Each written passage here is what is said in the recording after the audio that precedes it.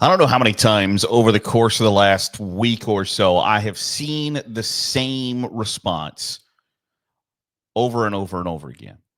The transfer portal is open, and it's not a great time for the transfer portal to be open. And I think most people in the college football world agree with that right now is a really bad time. Bowl games, Marshall's not going to play in their bowl game because they had so many kids hit the transfer portal. You now have teams that are in the college football playoff dealing with kids that are entering the transfer portal. Some are staying throughout the team's run through the college football playoff. Others are not. Others are saying, hey, I have to go, and I'm sorry. But the same response that I see over and over and over again is that the transfer portal shouldn't open up until after the national championship game. And in a perfect world, I could not agree more with you. But college football doesn't live in a perfect world. I've talked before, kind of at length in the past, about how the schedule, the timeline for college football sucks, and there's not really a great way around it. It just is what it is. But when it comes to the transfer portal, there are really only two options. Because while I agree with you that the transfer portal shouldn't open until after the national championship game, you have to remember that these are college athletes that are, by almost every metric, actually still college students. And so you can't open the transfer portal after the national championship game because the national championship game is going to be on January 20th. Well, you know what happens before January 20th? The start of the spring semester. So you can't have kids on January 26th saying, hey, I'm no longer going to this school anymore.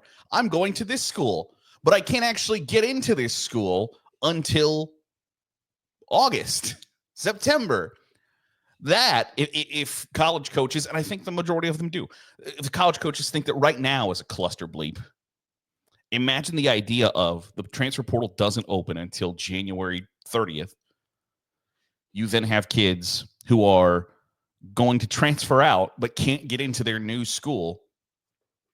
You're going to have academically ineligible kids. You're going to have kids that you thought were coming to your school transferring at the final moment. It's going to be an even bigger disaster than what you're dealing with right now. So there are really only two options. And neither one of them, I think, is great. The first is that the transfer portal only opens once at the end of spring practice. So once you've gone through the spring, you then can enter the transfer portal, which on the surface I think might be a decent idea because I think right now during the season, there are coaches who are trying to appease players to not enter the transfer portal and alter playing time, etc. And if I had to choose between when that appeasement happened, would I rather it be during the 12 times these games really matter or during spring practice? Well, I would prefer it be spring practice. There's not really many repercussions for doing that in spring practice. You can, if you had to deal with managing your roster, would you rather do it at the most important time of your season or when things are a little less consequential? I think that's an easy answer. But at the same time, you are essentially causing players to redshirt or lose a season or whatever because you're not necessarily going to change.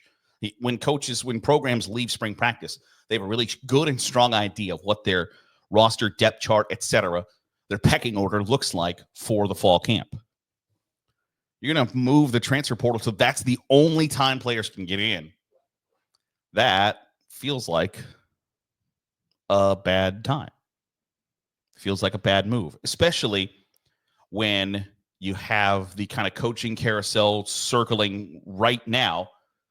You then have those coaches start spring practice with one group, and then that group can be drastically different by the time fall camp comes around. I don't know that that's a great thing football-wise. It might be a great thing academically, where those players have to stay at that university. They have to continue to remain eligible, And then once that semester ends, they can then go to their new school.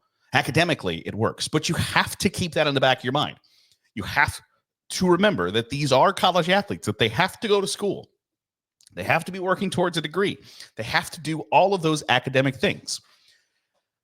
So that's the downside of it being college football. I think a lot of people just like to say, let's just treat them like professional athletes. That is what a big chunk of them are anyway. So we might as well just treat them like what they essentially are. And that is the other option. If you're going to say you can only open the transfer portal up once, the other option is you just stop making college football players go to college. You just stop the players. You stop demanding that they go to college. It is no longer part of the process. You don't have to be working towards a degree. You don't have to take classes that a normal college student at that university would take. I don't know who gets on board with that. I don't think anybody. Maybe the players. Maybe the players are like, this is great. All I have to do is focus on football. I don't have to worry about the academic aspect of it. For some of those kids, that would probably be a welcome change, right? That I don't have to go to Psychology 101. I don't have to go to Intro to Basket Weaving. But for pretty much everybody else, it's kind of a bad deal. The coaches sell the idea, and I believe them, that like, hey, it is important that you get your college degree. It is important that you go to school, you learn, do all these things, because football is only going to take you so far. You're going to need a degree to fall back on at some point. And if you have that, you're going to be way more successful. You're going to be way more set up for success down the line. Parents love that. Boosters love that. The university loves that.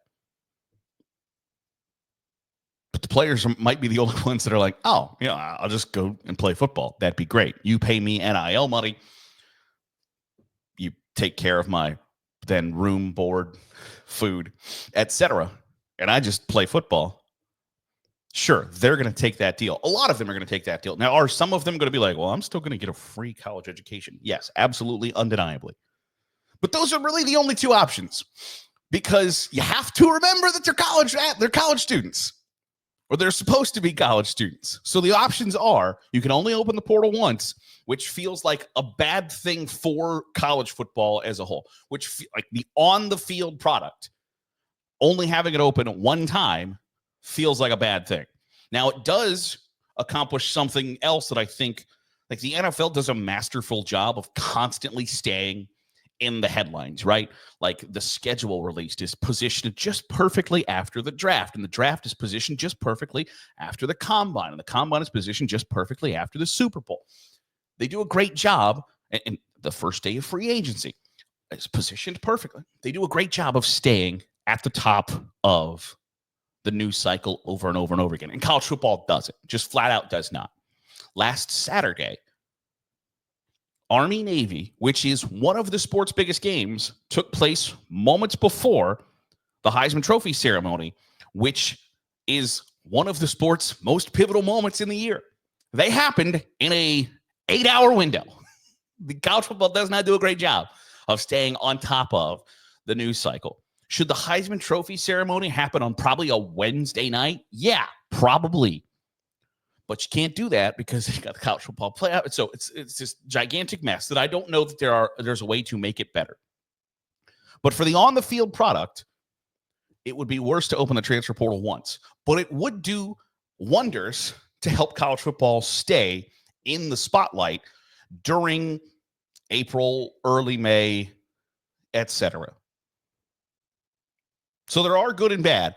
But the only two options essentially seem, because I'm in agreement that should the transfer portal in a perfect world only open up after the national championship game? Yes, but it's not a perfect world. So the two options are, you only open it once, which I don't think benefits the game on the field, or number two, they don't have to go to college anymore.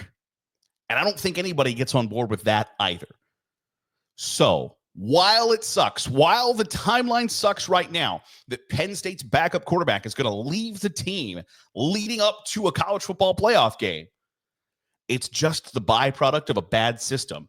And while I believe that college football sometimes shoots itself in the foot and makes mistake after mistake after mistake, or that nothing ever gets changed despite many people know something is wrong, I don't know that this is one of those cases. I don't know that this is one of those times where if somebody just went, well, I have an idea, and it was like, oh, hell yeah, that works perfectly. I don't think this is one of those times. But if you've got a better idea, I'd love to hear it in the comments down below. Drop them. Let's hear it. Because I'm open to whatever makes the sport better. And if you've got that idea, we should get that out there. So drop them in the comments below. That'll do it for the date for the this episode of the Daily Huddle. I appreciate you making us a part of your day, however it is, wherever it is you're doing so. If you're watching on YouTube, hit the subscribe button and make sure you're getting all of the great college football content we're pumping out. If you're listening on the podcast feed, drop a 5-star review. It goes a long way in helping out the channel. I'll see you tomorrow for another episode of the Daily Huddle.